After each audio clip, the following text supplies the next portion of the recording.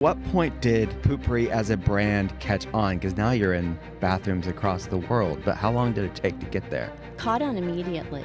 You know, that's another thing about a live idea is it has an energy of its own. And the only way to get off the triangle is full accountability. My experience was I didn't get anywhere except being drunk, high on antidepressants, and depressed. When I mentioned the 1111, and maybe people see it on social media and they're like, well, what is this thing? What is the story behind it? Well, the thing about 1111 for me, I look at... Suzy, welcome to the podcast. Thank you for having me. I'm super excited to see you again. I know. Great seeing you too. This is long overdue in my mind because like when I actually heard you speak twice. I don't know if you know this. I heard you, we were both speaking at an In-Goop Health event. Oh. I think in New York City. Yes. Were you? You were on a panel, I think. Yes. And that's when I first heard you talk. And then a couple years after that, I heard you speak at the summit. I took my son Solomon, Yes. and we were both mesmerized by your story. And I knew at that point I need to have Suzy on the podcast. And it took this long, so it's finally happening. Thanks for coming on. Yeah, thank you. It's such an honor. I'm such a fan of your work. Oh man, likewise. Yeah. So I mean, let's talk about, I guess, the talk that I saw you speaking about at the summit. You talked about resonance and dissonance and frequency and alignment. Yes. And it really spoke to me. And can you talk about today, even the building that we're recording this in right now, the sort of synchronicity of that? I'd love that as being maybe a springboard into the conversation. Yeah, I love this. So when I remember meeting you was at Summit. Yeah. And they had asked me to speak there, and I saw the date, and I said, oh, the only way I'll talk, it was on 11/11. And I said, I want to talk on 11/11 at 11/11, and I'm going to open an abundance portal. And they were like, what? And we met each other then, Yeah. right? And then I pull up to the building, and it's building 11/11. Yeah, I didn't plan that. Exactly. I wondered that. I'm like, did his team plan that? No. But what I love is that's the synchronicity and flow that I've learned to follow, right? Yeah. So I knew this was going to be a magical interview.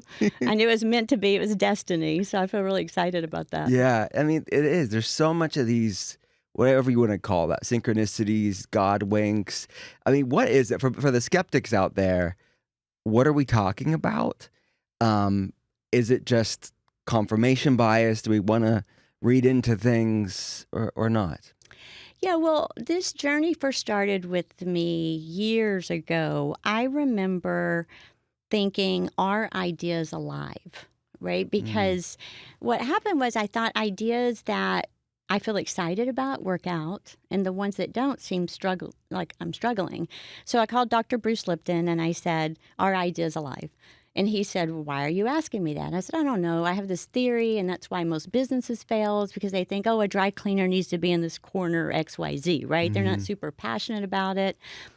And he explained to me, he said, well, everything is alive. Everything is an energetic vibration. And this was the key word right here. Every living thing is seeking more life force energy. Isn't that cool? Yeah, it's really. And then he said, what may help you understand this is resonance and dissonance. So he taught me about resonance and dissonance. And for those of you that don't know, resonance is when you put two energy waves that are the same wavelength and the same speed. Doesn't mean one's good and one's bad, right? Or toxic or not toxic. It just means they're at the same speed and wavelength. Those two together create more energy together than they did apart. Right? So in the Bible, it says when two or more are gathered in my name, right? That is with intention. When we go in and there is resonance, that is an amplified energy field. So dissonance is the opposite. Dissonance is like noise-canceling headphones, right? You put on the headphones and it is two energy waves that are just different. They're at different speeds, different wavelengths. Like I said, not one's good or one's bad. It's just they're different. And those two together create less energy together than they had apart, right? So it's not 1 + 1 = 0. It's 1 + 1 = -2, 3, 4, 5, 6, 7, go on down to the level of dissonance. Got it. And when he explained that to me, that made me understand that this thing that whenever I get a vision or have this idea and it's like I'm being pulled towards it, it felt alive to me. It's living. Mhm. And what I've since discovered, Dr. Will, which I think this is the coolest part, is oftentimes when we have these things and we feel passionate about it, we think we have to do it ourselves. Mhm. But what happens is, if you think it's two energy waves come together. So that idea or concept or whatever has Mhm. its own energy force. Okay. So when it comes with you, you're amplified, it's amplified coming together. So you really only have to do 50% of bringing it into the world. Amazing. Isn't that You fun? explain things so well. Yeah. So when I mentioned the 1111, and maybe people see it on social media and they're like, well, what is this thing, right? What is this thing that the woo-woos are talking about in wellness? Like, what is the story behind it and the meaning? Well, the thing about 1111 for me, I look at what markers identify an alive idea. And one of them is synchronicity, right? I Mhm. have an idea and it's like, oh, I happen to need a person in finance to get this idea across the line. And then I'll be sitting on a plane next to the finance person, right? Mhm. So these synchronistic things happen. I call them, like you said, winks from the universe, sort of Mhm. saying like you're on the right path. Another one is you have more energy, right, than you did before. Yeah. And the third one is that the idea or the concept doesn't go away. It continues staying alive within you. You don't have to keep picking up the ball to Mhm. say, let me push forward and do that. So it's really the opposite of what most Western civilization in your society is taught. It's Mhm. like that whole just do it, push through, make it happen. Mhm. It's more like, can I sit back and wait for the signs and follow that and recognize that, hold on, this is something telling me, yes, keep heading in that direction, Yeah. right? And let me keep being drawn versus me pushing through and try to make things happen. It's like God or the universe's will versus my will, right? Right. Because I can have an idea of what I think I need to do, but Mhm. also there's a whole other plan out there that I have no idea.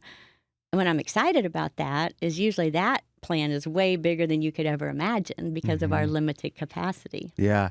And don't you feel like in many ways when I read about quantum physics, and by no means am I a quantum physicist, but when I read it, it's like scientists' language of what we're talking about, right? Like science is like catching up with antiquity. Like our Yes. ancestors talked about these things. They didn't have randomized controlled trials, and religion has its own language about this. Spirituality has its own language about this, and science is beginning to have its own language about the ineffable. Yes. Which, what do you think about that? Well, that's why I was excited to talk to Dr. Lipton because I was speaking of these concepts and it seemed very woo woo. Mhm. It's kind of like, oh, flow and energy, and, it's a bit ungrounded. Yeah. And when you can really put science behind it, it's like, this is just the way it works. Yes, it's just There's mechanics. a system of the way the world works, and you can collaborate with Mhm. that system in order to, Yes. get ahead or to move forward. How Right. about it? And if you think about it, like even intuition, I say we have a GPS system inside us that every living thing is seeking more life force energy. We Mhm. have this innate system within us. If you go back, 200 years to a hunter in the woods, they know exactly what to do.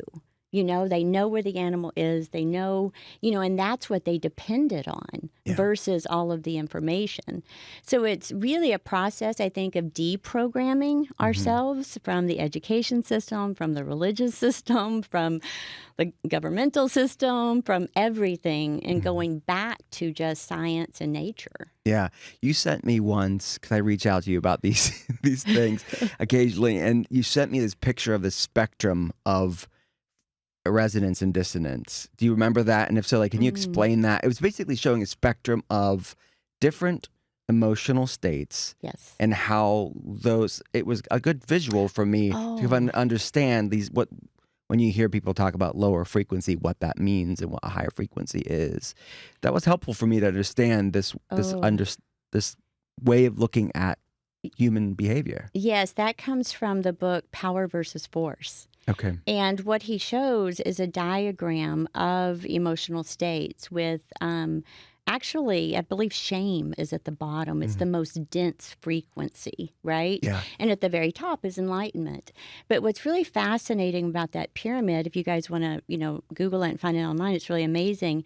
The center point is acceptance. Mm. right? So Yeah. think about it when you go in those lower frequencies, like, anger, fear, shame, guilt, shame, you go all the way down. The way to get out of that is to totally accept, not to bypass, but to totally accept and face. And then right above that, I think right either below, below that is courage. Then acceptance. You have to have the courage to accept, and then you can start going up into joy, happiness, peace, enlightenment, Yeah. all the way back up. But that trigger point is the acceptance. Wow. And that's a powerful visual, shame being the lowest.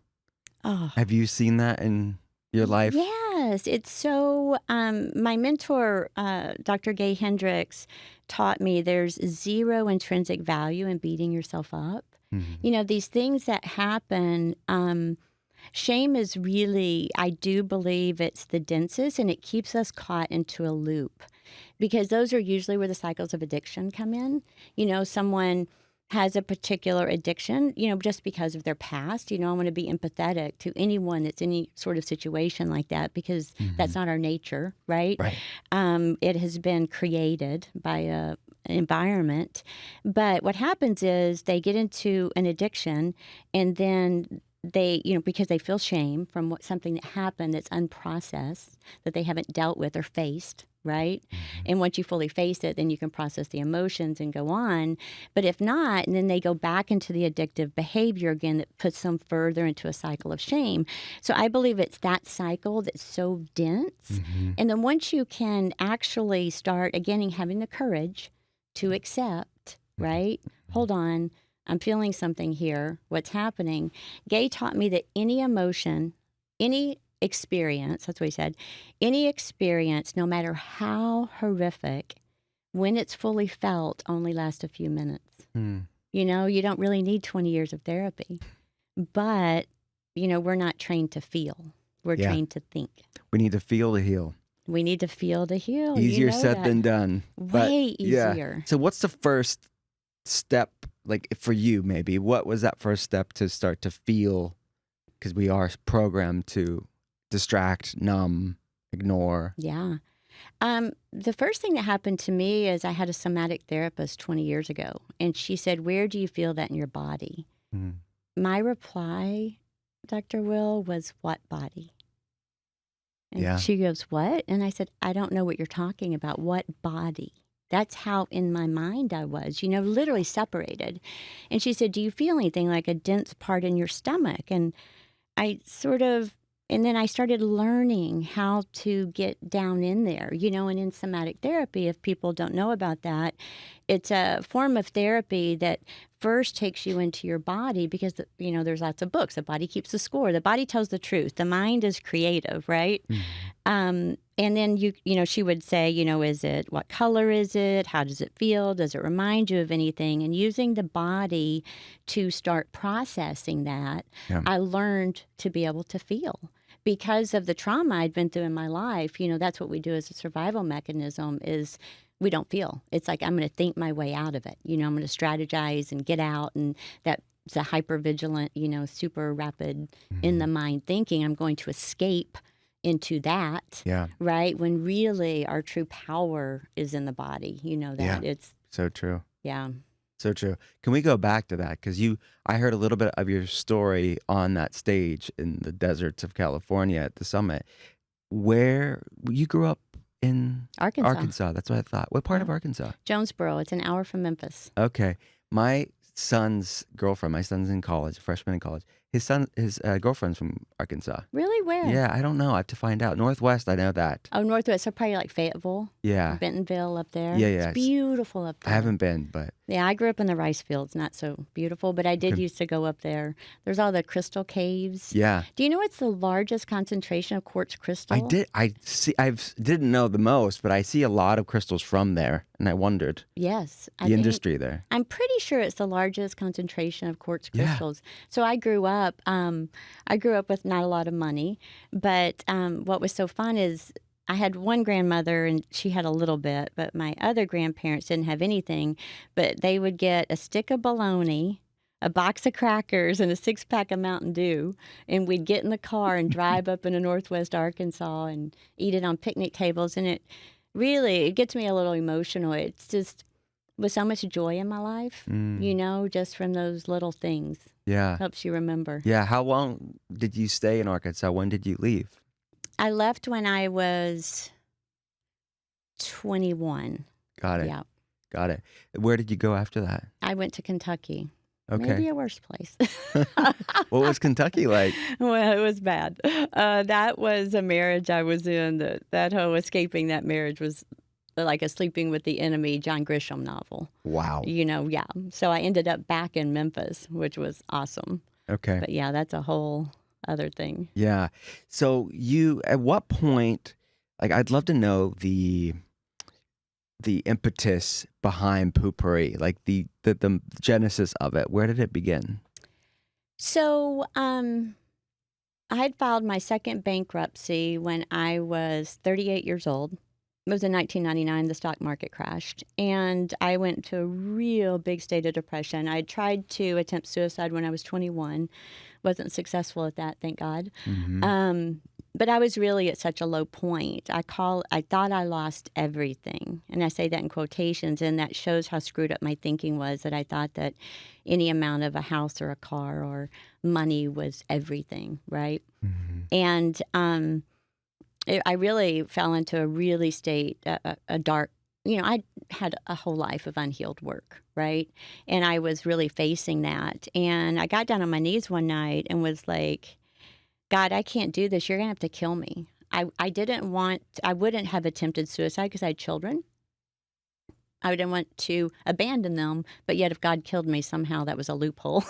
That was in my crazy mind. Right, what the mind makes So up. Anyway, about a week later, I was at a bookstore, and I see Byron Katie's Loving What Is, ended up going to her workshop, came out really free and finding happiness and peace for the first time in my life, Mm-hmm. And I had zero desire to go back into business. Now, before that, I think we've added up, I'd had 17 businesses, from selling stuff out of the trunk of my car, tanning salons, beauty salons. Like, I was hustling hard, right? So I went from hustling hard, depression, to I'm happy. I don't ever want to be in business ever again. And then, of course, after that happened, I wrote a course called Inside Out, How to Create a Life You Desire by Going Within. And that was probably 20 years ago now. And I had 5 women come take the course. They were friends.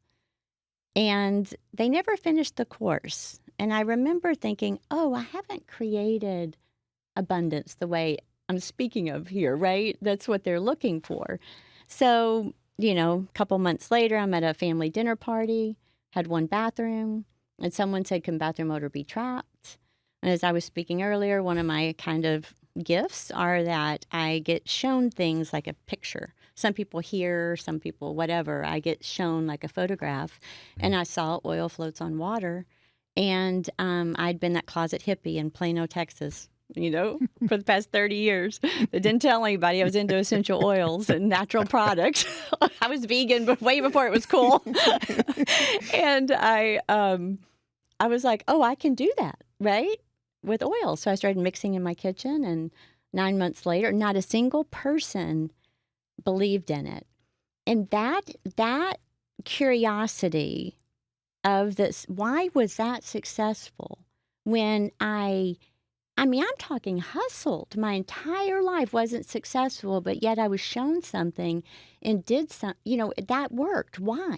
Yeah. And that has created all this work, is trying to answer that mystery. Yeah, interesting. So do you feel like the past stuff that maybe didn't stick, wasn't successful, what do you think it was? Do you think it was what you should have been doing, and it was a learning experience, or there was something misaligned there, which is why it was maybe didn't stick? Yeah, I believe it was truly misaligned because I was doing it not from the right place. Got it. I was doing it because I wanted something, right? I was attached to an outcome, and I was going to make it happen no matter what. So I wasn't paying attention to any of the warning signs, the yellow, the red flags. And also, honestly, I wasn't operating super clean with integrity. I say this, I just talked to a business, women in finance this morning, and I was telling them there are things that are done in business that are really pretty shady. For example, like, oh, I'll do you a favor, but then you owe me one, right? Or I would go to lunch with the guy that, even though I was married, that I knew was attracted to me because I might get the deal, right? Mm. Those little compromises, right, they seem pretty benign, but really they're cracks in integrity and they never work. So I often call it the luxury of losing everything. Because when I lost everything, or what I had at that time considered everything, I was able to really go back and analyze what exactly was I up to. Mm. And I was up to my own desires, my own passions, not even passions, my own things that I wanted and what I thought. I thought if I could make money, that I was going to be happy. I really did. So I was going to push and drive and fight as hard as possible. Yeah. And that is a core misalignment with, I believe, even our nature. Right. Abundance is our birthright, Beautiful. We don't have to go fight for it. Right. It's more we have to pull back and listen and pay attention to those signs and those gifts and visions that we're given. And then when you do that, you don't have to have anybody that thinks it's a great idea. It doesn't really matter. It doesn't matter. No. So when you hit rock bottom and you said it and you quote unquote lost everything. Yeah. When was that? What year was that? It was when the stock market crashed, 2001. Okay. So early 2000s, I think you said that. Okay. And you mentioned finding Byron and Katie. For people that don't know about her work, can you kind of explain because that was a big turning point for you? Oh, it was huge. And when I went in there, I was drinking a big double bottle of Yellowtail Chardonnay a night. Okay. Plus smoking weed. Like, I didn't think I had any kind of addiction problem, right? I was just trying to self-medicate. Yeah. Prior to that, from 30 to 37, I was on Zoloft for 7 years. So I started self-medicating with alcohol and weed because of how off I felt from the antidepressants. That makes sense? Yeah. Like, it was just this downward cycle. But anyway, Byron Katie has a process. Her book is called Loving What Is. And she has a process of 4 questions that you ask for a situation. I'm stupid. Her question is it true? Can you absolutely know that it's true? How do you react when I believe that thought? And then you go through, what happens in your mind, the way you show up in the world, the fears that you have, and then who would I be without the thought? Right? So those are the 4 basic questions that she teaches. And then you go back and you unwind. And what you're doing from a physiological level probably is you're breaking the synapses in the brain. So you go to I am stupid, you go to the opposite. I'm not stupid. And then you give 3 examples of how I'm not stupid, right? And it's, I remember working on this myself because I was a C- student at best. So I didn't think I was smart. And it would be like, well, I've created what I've created. So apparently I'm not that stupid, And then when you keep giving those examples and then you sort of start reframing that particular belief and it starts rewiring the brain. Yeah. And it's amazing. I'm seriously, 10 days later, I didn't touch alcohol for 10 years. That's amazing. 0 desire, didn't have to try to quit, nothing. It's just like I was at peace in my mind. Okay, for the first that's time. what I was going to ask you, is that you learned this method, what did that work look like? So it seems like pretty quick shift, 10 days. That's amazing. A really quick shift. And I'll give you an example, and this could be a warning trigger. And please just stick with me here. I remember she looked at me and I was working through my molestation as, when I was young. And she looks at me and she said, "Did you say no?" And I remember the moment standing in my living room when my stepfather's over there with himself exposed and he tells me to come there. But what brought me freedom was remembering the force field I had to walk through. Does that make sense? Yeah. That little tiny bit of accountability gave me freedom. Yeah. It's like, oh my God, I could have said no. Right? And then people say like, well, you were a 12-year-old child. That is all true and it's all fair. But where I gained some freedom was in the accountability, even though it was a tiny bit. This is not condoning horrible, my heart goes out to anyone that has experienced that. Unfortunately, too many people do. But that's where I started finding my freedom, was in that accountability. In finding your accountability to say you could choose differently now. That I could choose differently, And then once I started unwinding all that, and that's why I said when I went back and started looking at how I operated in business before, and those are normal business practices, I didn't do anything super unethical, right? But it's those little gray areas that just didn't feel good to me. But that's the freedom that I gained from that work. And that's really a paradigm shift, what you're talking about here, because the world could hear what you just said and the world would say, no, you are the victim. And of course, like you say, it's not condoning any behavior like this, Horrible. right? So, but this is a big chasm between how you start seeing the world and what healed you and how the world sees horrific, traumatic events like that. So can you kind of differentiate, I guess, between the two? Because how you healed, the world doesn't like to talk about these type of things when you talk about abuse in that way. They don't like to talk about it. I recently heard a sermon on the Garden of Eden, and I had never heard this angle in my life. And I went like, gosh, wish everybody could hear that. And the basic story, we kind of know it, from the Bible. If you haven't studied it, you've heard it, Eve eats the apple, God goes to Adam and says, basically, what are you doing? He says, I'm naked. Who told you you're naked? And he points and says, the woman that you made me did it, right? And all of a sudden he looks at the woman and says, what'd you do? And she's like, the snake, right? And this particular sermon, they said the fall came from the lack of accountability. The accountability is, yeah, she told me to eat the apple. I did it. Here I am. Please forgive me, let me make amends, do whatever. You can clean up the mess. But the constant finger pointing and the victim cycle, to me, is there's no power in being a victim. I couldn't find any power in being a victim, okay? Is the story true? Yes. Is it horrific? Yes. Did it create trauma? Yes. But the way that I healed was by finding my teeny part and that little bit of accountability and using that and going, I can make better choices now. I'm not that little girl anymore. I can say no. Yeah, right? You can say no. You can reclaim your power. I can reclaim my power. I don't have to point the fingers and go, you did that, Yeah, it is such a paradox, right? It's the paradox of healing. Because you think it's going to be like, oh no, the victim path is the way to heal, but it's not. It's not, man. I've been in it, and I've got all the stories. Have all the evidence of where I can wear my victim badge proudly, and I just don't want to do it. But also, the what's it called? The victim, perpetrator, hero. Have you ever heard of the Cartman? I think it's called the Cartman Triangle. Okay. And what happens is, in that triangle, it's victim, perpetrator, hero. Not one can exist without the other. They all make each other. Right. You can't be a victim without a perpetrator, and you can't, get out of it without a hero, right? As a matter of fact, most religion is based upon that triangle. But the Gay and Katie, my Hendricks, my mentors, say get off the triangle. And the only way to get off the triangle is full accountability. Wow. It's like I'm just going to take myself out of that whole triangle, because that whole thing is set up in a system to keep going around and around and around. And my experience was I didn't get anywhere except being drunk, high on antidepressants, and depressed. Yeah. That was that. That's how that went down. Yeah.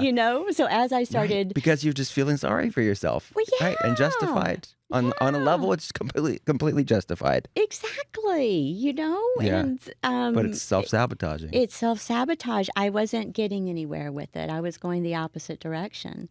And once I started reclaiming, the real truth and the power resulted in me being able to go, yep, I did it. So was healing was it linear for you? Was it like there's 10 days and you were free? Or what did that sort of integration or non-linear healing look like after that point? I don't think healing's ever linear. And I don't think you have to go out looking for it. Like, I have to heal. My experience is you focus on what is present and up right now, right? and the healing will keep getting deeper and to go within itself. So it has its own path of, I do believe maybe even, you're a doctor and you know the physical body so much more. But I do believe when the body's functioning properly, it wants to detox. That's why we poop, right? I'm in that business, I tell people you shouldn't be embarrassed about it. It's a biological function. You want to let that go, But when those circuits get all jammed up, that doesn't happen. But the more you start doing it, you will naturally start detoxing more, releasing more, healing more, and going deeper down into it. And I think the myth is, I remember calling Gay one time and I said, am I ever going to be over sexual abuse? And he said, well, no, because it's a part of your experience. That's a myth, right? But what it does is the more you process, right, it becomes like an echo where it's more out there. It's not a particular trigger, right? It's like, oh, that happened. Yeah. It lost its sting. Yeah. And I have a friend right now, and she's into this survivor stuff and all of that. And I really told her a couple of weeks ago, I said, I think you need to drop that survivor identity. I said, I broke my leg and had knee surgery 30 years ago, but I don't walk around and tell people I'm a survivor of a broken knee, right? Yeah. It's like, what am I gaining from that story? Yeah.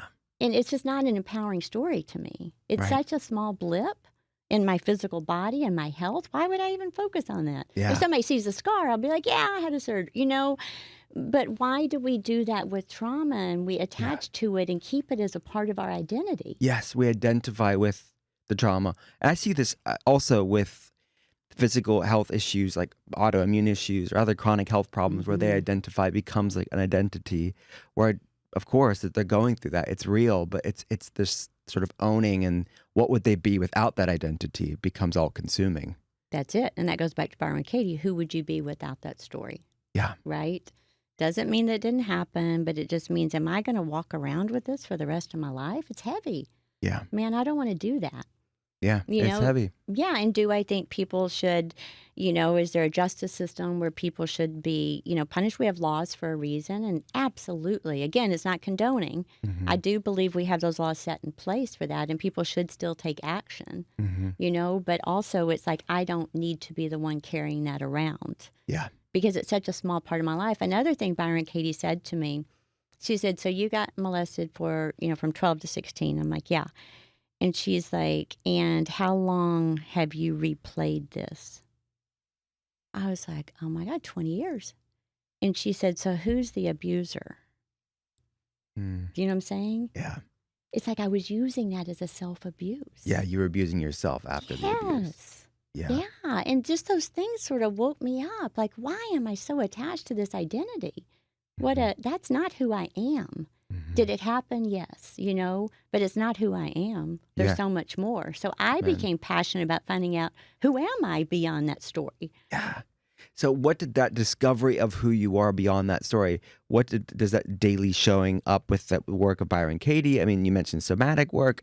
What does that look like to sort of uncover these layers to discover what's beneath? My gosh. So the past 20 years, I've done somatic therapy for 20 years. I've done EMDR, hypnosis. I've done over 170-something shamanic hallucinogenic journeys. Like, I was really passionate about healing until about 4 years ago. It was right before the pandemic. I'm sitting in an ayahuasca ceremony, and I'm like, why are we calling this medicine? And they were like, what? And I go, I don't know. You're like implying there's something that I'm sick. Right? I'm like, why aren't we drinking the nectar from the gods? Right? Like, why are we drinking medicine, Rebrand it. Yeah. And then I put myself in the center for codependency. And I drew my trauma egg again, and cried for 3 days and all that stuff. And then finally, it was like 68 hours of therapy in a week. Right? It was, you work with like 5 psychologists and you can't get out of it. And finally, on like the 5th day, I look at this therapist and I go, what if I'm okay? And he goes, what are you talking about? And I go, I don't know. What if everything happens okay? And what if I'm okay? And he was like, well, that's irresponsible, isn't it? And I'm like, I don't know anymore, you know? Yeah. So I started really even questioning the healing process Interesting. because that had become a thing. Right. Does that make sense? Yeah, you identify with the forever in therapy. Exactly. And Yeah. I was like, hold on, people. Like, what if nothing's wrong? And I remember I was working with this. I'm super into quantum energy and frequency, and I have a new project coming out. I'll tell you about it. I don't want to tell everybody about it just yet, but it'll be coming out soon. But I remember I was working with this voice scan. And have you seen those technologies? Yeah. Yeah. And it came back and it gave me all these things wrong in my body. And I was like, and so I called, Dr. John Amaral. Yes. Yeah. Yes. So I called him and I was like, what would happen if you walk into the doctor and they tell you the 99% of things that's going on great in your body, right? Instead of that little bit that's wrong. Right. And he said, well, you have a really good point. He said that he had a friend who, hopefully, John, you're okay with me telling the story. He had a friend that was foreign and his dad didn't speak English and his dad was getting diagnosed with cancer. And they're in front of the oncologist and the oncologist is telling his father, you have 2 to 3 months to live. And the father looks over at him and says, what'd he say? And the son says, he said, you're going to be fine. And I think he said he lived, I don't remember, I thought he said like 8 to 9 years more. Mm-hmm. So what I've been curious about is how much do those stories and those things that we're told and the focus on the negative impact, right, Mm-hmm. our overall health and well-being. Yeah. So it's just something I'm exploring with now. Yeah. It's and exciting. I'm interested in. So that's what my healing journey, because if all that healing worked, and it did work somewhat, but if that's all it took, as a matter of fact, that therapy center I was in told me, they said, you intimidate all of us. And I was like, why? I'm in here because I have a problem. He said, you've had more therapy than any of us. And I'm not saying that to brag, but saying that if that in itself worked, it would have worked because I went for it. Got it. Does that make makes sense? Complete sense. So then I started going, hold on. What Yeah. if I start focusing on how good I am and how okay I am and Yeah. that I don't need healing, Yeah. that I am already a living, vibrant, amazing being full of life force energy. Yeah. Amen. A paradigm shift. Okay, so let's go to that. You mentioned being that closeted hippie in Plano, Texas. Yeah. Underground essential oils, black market. Yeah. So at that point, you mentioned being in alignment then. And why was, like, how did you know you were in alignment then? How did you know this is different now? Well, so let's go back to the reason I was into natural products. Okay. I found out since that I have a double gene of MTHFR. So Same here. It's a support really? group. Yeah. Yep. So I would tell people, C677T, I get sick MTHFR. when I eat that stuff. Yeah. Like I thought something's wrong with my immune system. I really did. I didn't know. I just said, I just get sick. I don't know why. So I naturally gravitated towards natural things, right? I felt better when I did them. And I don't really understand the question, how did I know I was in alignment? How did I know I was in alignment with natural? For the, I guess from a business idea standpoint of Poo Pourri, like you mentioned, that being different than the past Yes. endeavors. The reason it was different is because I felt alive. Got it. And I was being drawn towards. I had more energy. I was up all night. I was emailing essential oil experts in the world saying, how would you control malodor? It's like I was being pulled towards versus me running after, right? And that's how I knew it was different. Yeah. So what point did Poo Pourri as a brand catch on? Because now you're in bathrooms across the world, but how long did it take to get there?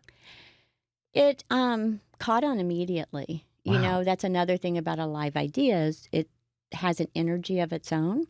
So our first year, we did $1 million. And you have to understand, I was selling a $10 product against a $1 can of Glade, right? So it's like a radical, and I'm teaching people how to use it backwards. You spray it before. So, but it just kept going word of mouth. We did $1 million a year the first year. And with that, there was no plan. I didn't know anything about a product business. Like I said, I'd sold stuff out of the trunk of my car and had many businesses, but never a product. And I was literally just given, because I believe of that life force energy, it attracts things to you.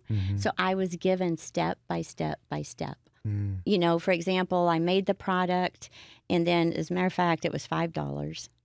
And then someone said, one of my friends has a gift shop. He wants to buy the product. And I'm like, well, how do you do that? He said, well, you sell it to him at half price, and then he marks it up. And I was like, oh boy, I'm gonna have to double the price, right? So I immediately, my first month, raised it to $10 so I could sell it to him for $5 so he could make the margin. And then I went in with my milk crate, you know, full of product. And I was like, you know, here you go. And then the next day someone called and said, hey, my friend bought this product. I want it. And then the next day someone else, my friend bought this product. And it just kept going, you know, and I would ask questions and get curious. Mm-hmm. That's another thing. People say, like, I don't know anything about this. You don't have to. You just have to ask questions. You know, I didn't know how to get this product made. I just looked, you know, and back then, you know, searched on the internet, manufacturers, and I called and said, I've got this product that I invented. It's got essential oils. Do you make that? Can you help me? And they were like, no. And I said, well, do you know who could? And they would, oh, hold on. And I even had people literally that would be like, you know what, let me get you that information. I'll call you back. So never underestimate how much people want to help you as well. Yeah. So I just got curious the whole way and was just shown. People would say, oh, you need to go to market. And I'm like, what's market? And they're like, oh, that's where you show your goods. I'm like, how do you do that? Right? So I would just get really curious. My daughter, her first year in film school, she calls me and she's like, Mom, you know, I need 2 acting birds, and I'm in New York City. I don't know where to get them. And I said, well, you're never going to have the benefit of being new, right? So you use that. You call them and go, I don't know what I'm doing. I'm a new film student. I need help. I need 2 birds. Call a pet store. And so we're talking about literal acting birds. Like yeah. Birds on film. I thought maybe that's like a film term. Well, she needed them to be able to do something on camera, right? If I had a nickel for this theater. Exactly. Theater I mean, it sounds impossible. Right. Yeah. Where do you find some trained But you know what theater? she did? She called and talked to 3 pet stores, calls me back and goes, Mom, I have 2 birds that are trained. But people want to help you. Yes. And that's the myth. That's the lesson there. Yes. People think, oh, they're out to get me. They're going to steal my idea. They could, but let's get real. How many people have ideas in the shower? 99.99999% of them never come into fruition. Oh, my gosh. They don't want to do it. Deep wisdom. So, I mean, that is like this abundance, open-handed mentality or relationship with the world around you versus this sort of hoarding, scarcity mentality. Yeah. That's hard for some people more than others, right? I mean, because maybe you have been wronged in the past. Like, how do you, for someone that says, yeah, but people have screwed me over in the past, how do you overcome that? Well, I overcome it by going back to accountability. Well, they screwed me over, but I actually knew they were going to. I felt that thump in my belly, right? Yes. Do you see? Yes. It's constantly this cycle of going back, and that's where you become empowered. Yeah. So it's not a beating myself up like, dang it, I knew it. I may for a second. But then I'm like, I knew it, right? So now I can make a different choice. Yes. It applies even there. Even there. In the big things and small things. Yep. Yeah.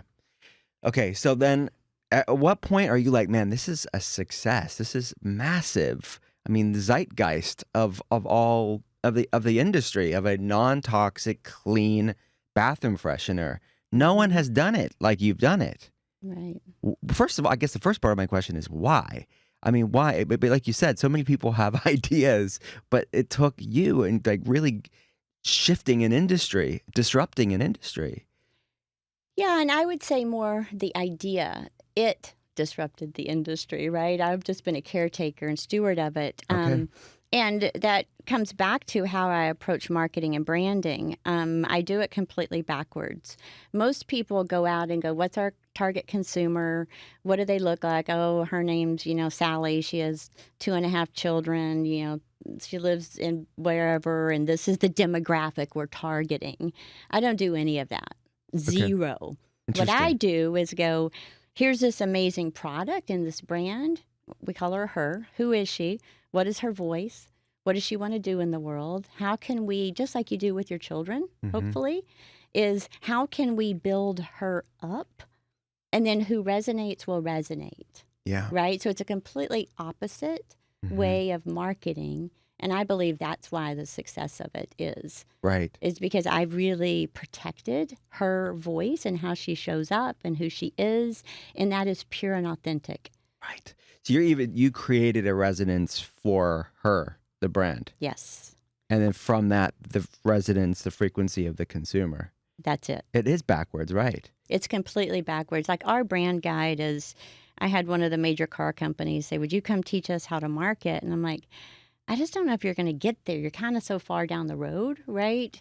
And but our brand guide is like 60 something pages, but it literally goes through, here's how she shows up, here's what she says, here's what she looks like, because we know her so well, right? And she has this amazing resilience to be able to go through tough times and through recessions. We grew 738%. And I started in 2007. So my first bottle, 2008, 2009, we grew 738%. Wow. During a recession. Yeah. Because here's what would happen. We'd be at market and everybody's coming up going, the economy's so bad. And I would say, I see what you're talking about, but my reality is I'm abundant. We're growing. And this isn't Pollyanna. That was the truth. Yes. Right? And to go back to that, I have this thing that people that know me, it's called Where's the War? I remember one time I was down in Iquitos going to an ayahuasca ceremony, and my husband at the time was looking up at the TV, and he's like, look at this war going on, right? And I remember looking around the room, and I was like, where's the war? And he's like, what are you talking about? There's the war. And I'm like, I know, but I'm not experiencing the war. It doesn't mean I don't have compassion and empathy and everything, but there's something that was always bringing me back to presence. Going, what can I do right now within my environment? Right now, I'm not experiencing a war. I can go out into that, and then I'm into a whole other world. If you go back to even all of Jesus' teaching, churches weren't to follow him. They were to help the community around them, right? So when you go back to presence, like what can I do?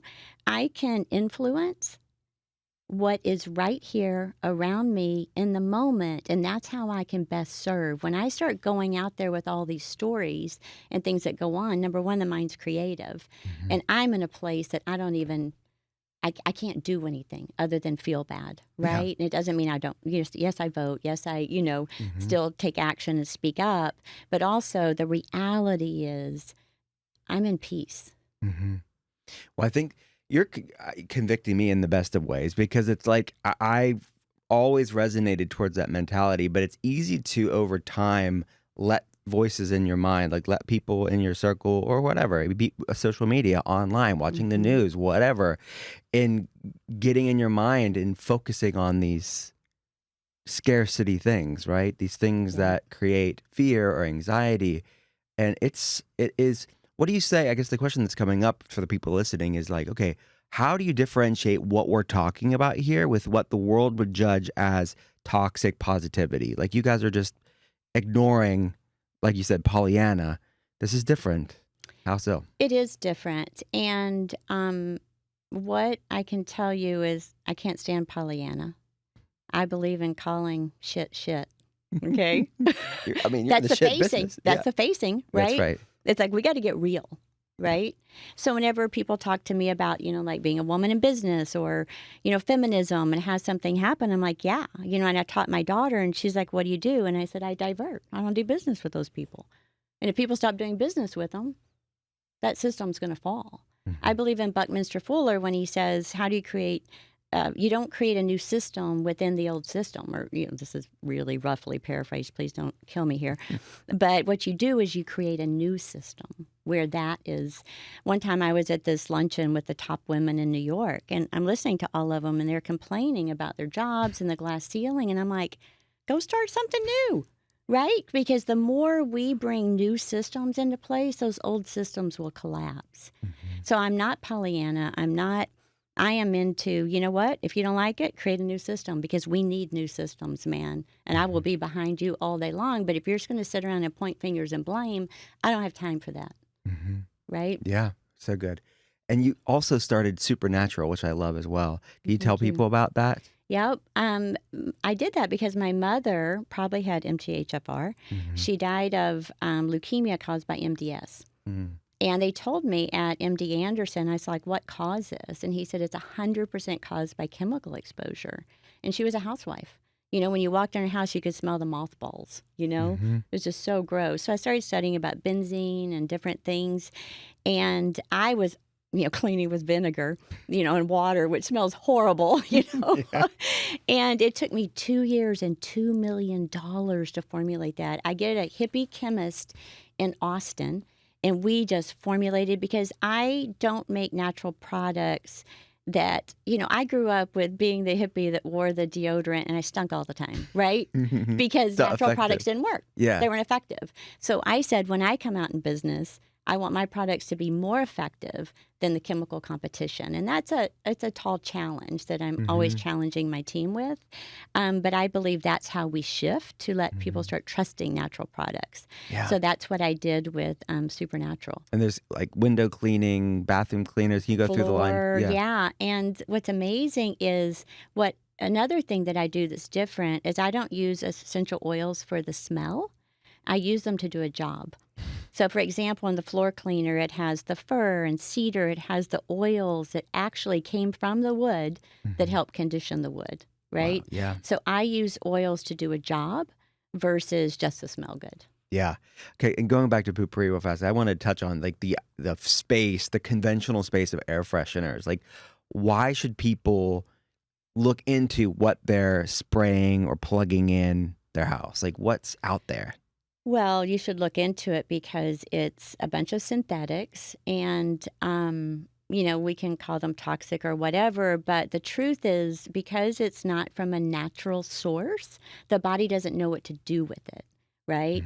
So then the body gets there's all kinds of havoc that goes on, and you know that, so you want to stay as close to nature as possible, because within our evolution, our bodies are accustomed to handle those and to deal with that, right? Yeah. So that's the way I look at it. It's like the further away from that, the more processed, the more it's been messed with, the less our biological or physiological system can deal with it. Yeah. So in all those sprays, you're inhaling it. And anything that comes into your body, whether it's on your skin, whether you eat it, people eat organic, but then yet wear this synthetic perfume, right? It's like, hold on, you're still ingesting that, whether it's inhalation. I can't stand going in those hotels where they pump that. Like, there needs to be I've actually talked to my friends about lobbying against that. I don't have a choice in that. Or the Uber or Lyft. Yeah. I mean, I have to told roll my down wife. the windows. Yeah, me too. I get migraines Yeah. automatically. You mentioned like these detox people are going through health issues and then they're breathing this in. Yeah. I told my wife there needs to be on the Lyft or Uber app like no air freshener option. Yeah. Right? No, there really should. Yeah, I've been in those, and I just have to roll down the window, even if it's 10 degrees outside, and I'm just like, I can't do this. I can't, and you shouldn't do it. Anytime that your body, and it's really sad if you're accustomed to it, that's where you really need to detox your body so that you do become more sensitive, because we are actually really sensitive beings. Most babies wouldn't be okay with that. Yeah. So when you go back to that and they go, oh, don't be around pregnant women, don't be around babies. Well, why is it okay for me? Right. It's Right. like, come on. Yeah. Yeah. Once you get tainted and bastardized by the world, it shouldn't justify it. Well, and I will tell you what happens. Those synthetic fragrances are made to trick your olfactory system.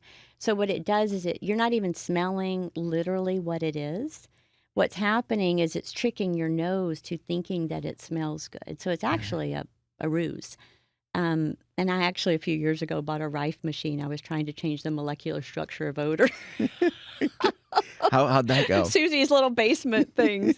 Well, you need to be able to smell odor, right? Because there is something. So I kind of got off of that. I love that. You're a little tangent. scientist. Yeah.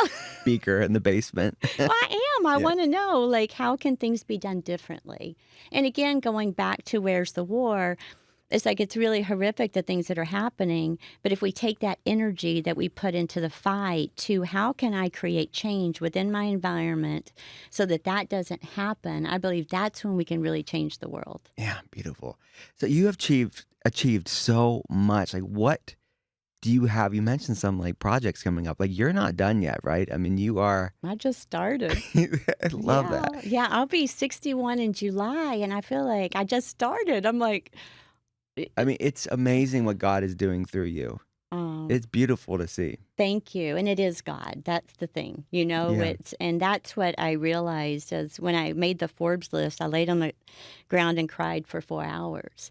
And my family is like, what happened? I said, have you ever seen somebody collapse at the end of a race? And they're like, yeah. I go, the problem is I didn't even know what I was running towards. But what I know is that's not it. Right? Yeah. So what brings me alive are these visions and ideas that God has. And that's what I can do. I can honor those. So my new project has to do, I was shown something 10 years ago. It was actually a game I was going to create. I just saw it that was going to elevate humanity. And it's been a 10-year journey of studying frequency and energy and what I see in AR and VR. And it has to do with quantum energy. And Can't wait to hear about it. Yeah, it's fun. It's so exciting. What would Next chapter. Next chapter. What would you tell that girl who was at rock bottom at the end of her, like she wanted to die? What would you tell her now with what you know? I'd be like, baby, you're at the bottom. Keep digging. Dig, dig, dig, dig, dig. And then harvest from all that stuff that's down there because that shit is fertilizer. Amen. You know what I'm saying? Like there's some gold down in there. And then when you come up, you got a handful of it. It's just everywhere. It's like, whoo, I learned that. Yes. And that is value. Yes. Like if you're going down, Yeah. I think, was it Carl Jung or Joseph? I think it was Carl Jung or Joseph Campbell. It says, when you're falling, dive. Wow. So that's what I would say is you dive in, man. Yeah. And you get in there and then you grab that stuff and come back up. Amen to that. It's like the greater the darkness, the better, the more potential there is for light. Yes. That's the whole Instagram myth is everything's happy and joyful and beautiful. It's like that's true, but also there's hurricanes, tornadoes, earthquakes, that's just the way our world is made. We live in duality. Yeah. So you can't believe that it has to be only one way all of the time. Mm-hmm. It's how do you walk through that and what do you learn? If you're going through it, this is really good. I teach the Trinity of Transformation, I call it, that you have to address it from the physical level. So let's say a friend called me, she's a top motivational speaker, and she was in a lawsuit. And they had hired Harvey Weinstein's lawyers. And I said, here's what you need to do. The physical is you hire the best attorneys you can hire, right? You got to do things in the physical world. The soul level or mental plane, you need to figure out what led to this. Mm-hmm. Okay, I promise you there's a pattern here that has happened. It's just getting bigger. And then you go up to the top, to the spiritual level. What is all this about? And she got off the phone kind of gritting her teeth, like, right? 2 weeks later, I get a list of 13 things. She goes, these 13 instances led up to this. I'm diving in. And then what happens, miraculously, once you address all 3 levels, it will disappear. I promise you. Yeah. If you do that, and she, all of a sudden, she does her work. She dove in. She figured out what it was all about. And the girl just drops the lawsuit out of nothing. Amazing. And I can tell you stories of suing a $50 billion company. Same process. Are you going to write a book? Well, okay. So I think I told you I'm going through a challenging time right now. Yeah. And I've turned down book offers and, TV series and all kinds of stuff because I didn't know the story, right? I thought I didn't know how it ended. But wait till you hear how this book starts. I'm sitting in the sauna one morning at pretty much my lowest I've ever been in my life. Mm-hmm. Not joking. That's how hard of a time I've had the past 4 months. And God said, start writing it from here. And I was like, what? So, yeah, I'm talking to an agent next week, and it's finally coming out. Okay. And now I know why. Yeah, see, you were thinking, okay, this had to be at the end for you to write, but... Yeah, and what I knew the story wasn't a rags to riches story. That's the way everybody wanted to take it. And I knew it wasn't particularly the spiritual journey story, the way nobody was telling it. Not even me was telling it right. I didn't know, and now I know. And what I actually know and what I've discovered is that life force energy I'm talking about is really the Holy Spirit, and that's the truth. And that's where it starts. Yeah. Amen to that. And I think it's beautiful, not beautiful that you're going through this, but I think it'll speak life into other people, that someone as successful as you are, and we talk about this, if you want to call it rags to riches at this point, you're going through some really heavy stuff right now. Yeah. That even when you arrived, there's still life. Like you said, there's still duality. It's life. If you think that nothing's going to happen, then you're setting yourself up for failure. It's like, how are you going to move through it is the difference. That's it. How am I going to move through it, and what am I going to learn? And praying, what is this for? What's the lesson here? What's this about? And I vowed to live a life of transparency. And I do that so that my passion is inspiring. That if I can do it, you can do it. Like, come on, you're probably got more resources, smarter than me. You probably got a million things going on better than me, so you can do it. So I know that everything I go through, I have a commitment to myself to tell the story at the end, what I learned from it, and the lesson so that I can share it, because my nature is I love to share. And that's so good. Yeah. This has been a blessing, Suzy. Before you go, the podcast is called The Art of Being Well. At the end, we have your Art of Being Well. What is the worst tasting healthy food that you eat? It tastes disgusting, but you're doing it for its supportive benefits. Shilajit. Oh, that's a good one. Oh, man. I hear that a lot, I'm drinking this I'm eating the mana. Do you know that with the gold ormus? Yeah. Yeah, and oh, man. It's an acquired taste. It's gnarly. Is that the way you say it? Shilajit? Yeah, Shilajit, yeah. What is the weirdest, most out-of-the-box thing you've done for your wellness that you're willing to admit on a podcast? Last night, I slept with... Well, I love that it was last night. Last night, I did a colostrum and coconut oil vaginal and anal suppository with a mud pack from Premier Research Labs on my tailbone. Okay, that's a And I slept 7 hours. First time in like 3 months, I've slept all night. That's amazing. It's a typical Thursday night. I can't believe I said that, but I did. No, this is the place to do it. The healing path of colostrum, man. Yeah, it's good. Yeah. Do you know the one by, is it Auravit? Do you know that one? It's don't. 6 hours. Yeah, Okay. it's the only one that's verified to be. Yeah, I'll send it to you. Yeah, it's I'll check really it out. good. But I've super been into colostrum, and I'm doing some healing on the root chakra, right? Or, in the Bible, they call it the wheels. It's all the same.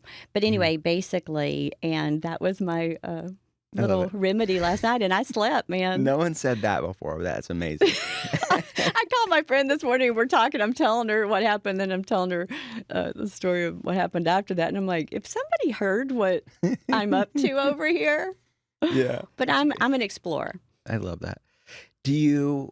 Where's somewhere you haven't been to in the world that's on your list to make it?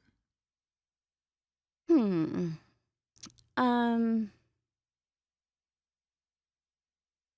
never been to Morocco, and I've wanted to go, but not enough to actually book a flight. Really, I'm not really into that much anymore. I love this. So I'm here. I could tell. Yes. Okay. That's a good answer, because that's actually the deeper answer, I think. Yeah, because any other place is some place I'm not, and I'm here. Yeah. Right? I love that you're like, I wanted to go, but not enough to buy a plane ticket. Yeah, it's because you would have gone if you had it. Absolutely. It's just when the opportunity presents itself. I love life, and I love being present. And I think there's a lesson in not needing external, the high, somewhere else to like make you happy. Yeah, no, right? It's never out there. Ever. It's never out there. I mean, I haven't found it. I'm just saying from my experience, I haven't found it. If it is out there, please tell us. Yeah, because what the same girl I was calling about all my things I did last night. She's always saying, where's your favorite place you've traveled? What's your favorite food? And I'm like, I can't answer any of those questions. It's so diverse. It depends on the city and the environment. When I'm in India, I love drinking that chai on the side of the road, Hmm.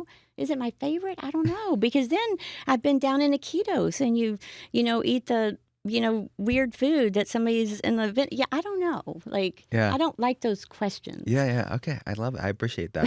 Do you know what Enneagram you are? I do. I'm a 3. Okay. But I have been told that I was my friend that is an expert in it said I was the most evolved 3 she'd ever met. So whatever I that could see means, that. I I could see have to that. put that caveat. Well, it's a spectrum, right? Because there's unhealthy threes and unhealthy versions of all Yeah. of us, right? Or healthy, healed versions of all of us. My friend, where do people go to learn more about your work? SuzyBatiz.com. And just caveat, it says self-made on there, and I'm going to change that to God-made. You know what I'm saying? Because Yes.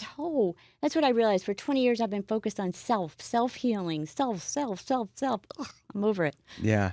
I'm God made too. I Get me love out that. of here. Yeah. It's We're like, God made. yes, we're God made. I'm That's not what's going to be the self-made. title of this episode. Just going to be that. That's it. God made. I'm here and God made me Suzy, somehow. thanks for coming on. Oh, thank you so much. What a great conversation.